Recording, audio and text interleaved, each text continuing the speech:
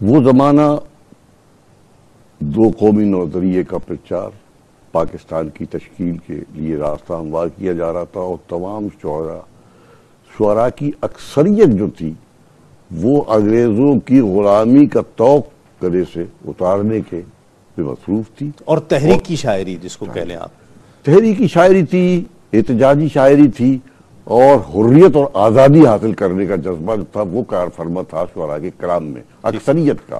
ٹھیک ہے. تو اس وقت ہم نے دیکھتے ہیں ہماری یہ جو اخگر صاحب تھے، ان کا اس سے پہلے نعت گوئی کے معاملے میں کوئی رول انہوں نے ادا نہیں کیا تھا، وہ بھی عام شاعروں کی طرح اسی صف میں شامل تھے. ٹھیک ہے. لیکن چونکہ ماحول اودھ کا تھا، ہر شہر میں، ہر محلے میں، ہر گھر میں ادبی ماحول پایا جاتا تھا، اور ان کا خود خاندان کا جو یہ جس خاندان جو تھا ان کا، وہ بھی بہت ہی پڑھا لکھا خواجہ خاندان تھا، اور وہاں مذہب کے اور دین کی اقدار کی پاسداری ہوتی تھی. تو شروع میں ان کے والدین جو تھے وہ ان سے نعتیں سنا کرتے تھے.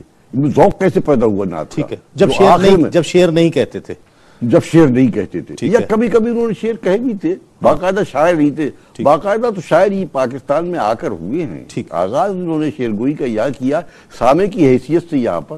ہم نے ہماری محفلوں میں رہتے تھے، ہم اصل تھے، ہمارے ساتھ گریجویشن کیا تھا انہوں نے. تو کہنے کا مقصد یہ ہے کہ وہ جو شاعری یہ جو تھا نعت گوئی کا جو جذبہ تھا وہ پہلے سے موجود تھا. ٹھیک ہے. نعت گوئی ان کے اندر تھا. جب یہ نعت پڑھتے تھے اور والدین انہیں مجبور کرتے تھے، محفلوں میں لے جایا کرتے تھے. آواز چونکہ بہت اچھی پائی تھی، ترنم سے پڑھتے تھے. ایک بات یہ تھی کہ ان کی جو نعتوں کا ترنم جو تھا وہ ہماری عام شاعروں کے ترنم سے مختلف تھا. اچھا.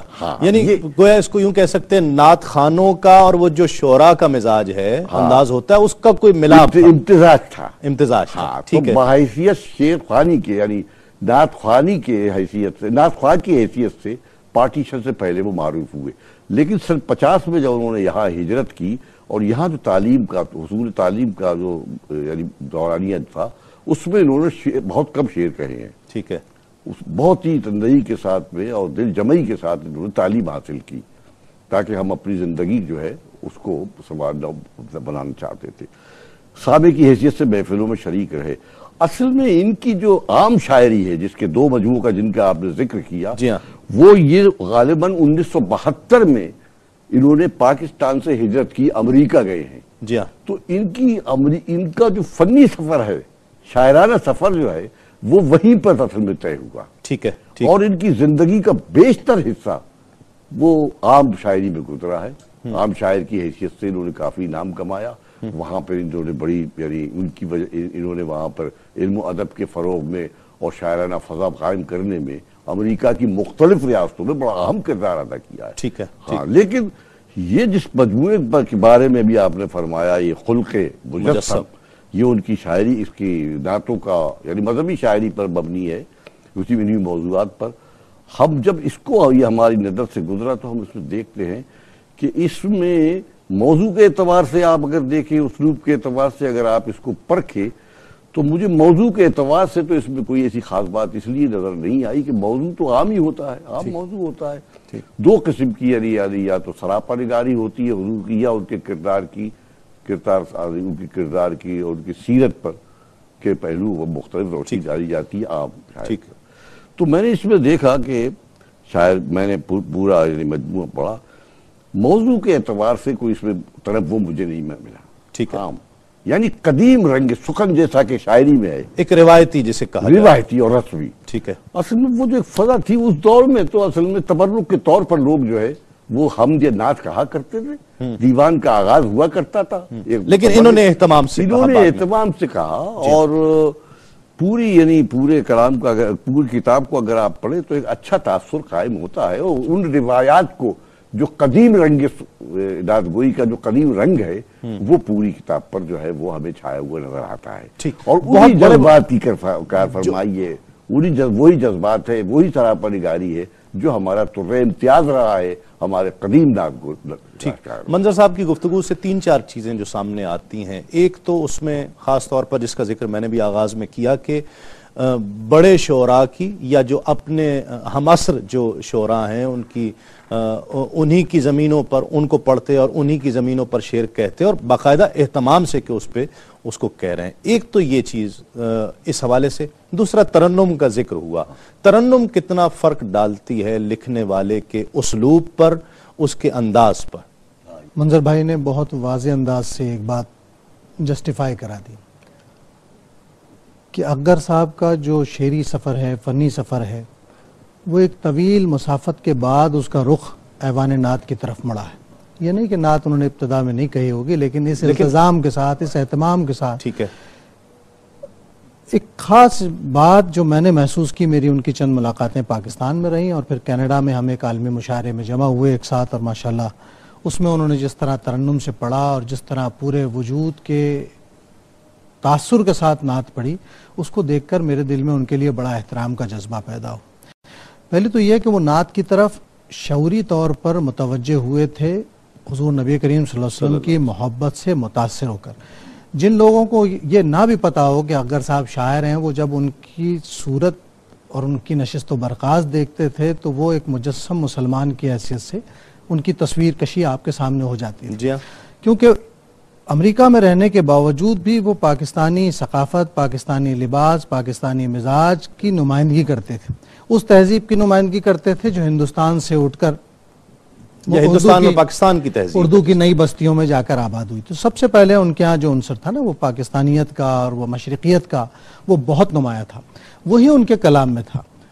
منظر بھائی کی یہ بات بھی بہت قابل توجہ ہے کہ ہمیں شاید موضوع اور اسلوب کے موضوع تو ظاہر ہے ایک ہی ہے، لیکن اسلوب کے اعتبار سے شاید کوئی چونکا دینے والی چیز نہیں ملے. روایتی پن ہے لیکن اس روایت میں بھی جو سب سے زیادہ توانا چیز ہے، جو ہم کو متوجہ کرتی ہے، ہمارے دامن دل کو کھینچتی ہے، وہ ہے نبی کریم صلی اللہ علیہ وسلم سے ان کی محبت. تیسری بات جس کی طرف آپ نے بھی اشارہ کیا کہ انہیں اپنے معاصر شعراء میں جن لوگوں کی جو چیزیں پسند تھیں، جو ان کے وجود میں گونج بن کر داخل ہو گئی تھیں، انہوں نے اس پیرائے میں کہنے کی کوشش کی. اور اس کا اظہار انہوں نے مجھ سے کینیڈا میں، ہم تقی عابدی صاحب کے یہاں ایک نشست میں بیٹھے ہوئے تھے، اور ظاہر میرے وہاں پہنچنے پر کچھ دوست ڈاکٹر عبدالرحمن عبد امریکہ سے آ گئے تھے، یہ تھے کچھ اور دوست تھے، افتخار حیدر صاحب کینیڈا کے بڑے معروف شاعر ہیں. اس زمانے میں انہوں نے محبت سے اظہار کیا. دیکھیے بڑے آدمی بڑی طرح سے اظہار کرتے ہیں. انہوں نے مجھ سے کہا کہ میں نے 2-1 نعتیں تمہاری زمینوں میں بھی کہی ہیں کیونکہ مجھے وہ سن کر بہت اچھی لگتی ہیں. تو یہ ایک سچائی تھی ان کے یہاں.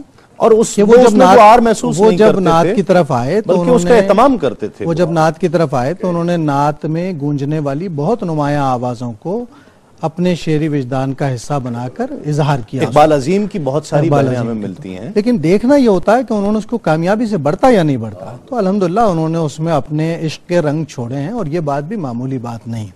جہاں تک بات ہے ان کے نعت سے جڑ جانے کی، تو ایک بات شاید مجھے خود بھی کچھ پہلے یاد نہیں تھی، لیکن مجھے یاد آیا کہ سن 2000 میں جب میں کینیڈا گیا تھا تو میں نے نارتھ امریکہ کے شعراء جو نعتیں کہہ رہے تھے ان کی توجہ دلائی کہ بھئی آپ کا سب سے رابطہ ہے، اور وہ ہر نعت یا مشاعرے میں بالخصوص مدعو کیے جاتے تھے ترنم سے پڑھنے کی وجہ سے.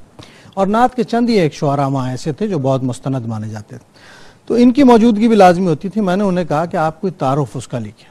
اس وقت وہ خاموش ہو گئے، لیکن بعد میں کچھ عرصے بعد مجھے ڈاک سے ایک اخبار اردو ٹائمز کا ایک تراشا انہوں نے بھیجا، جس میں انہوں نے باقاعدہ ایک تذکرہ چھوٹا سا مرتب کیا جس میں پورے نارتھ امریکہ کے نعتگو شعراء کا تذکرہ کیا تھا.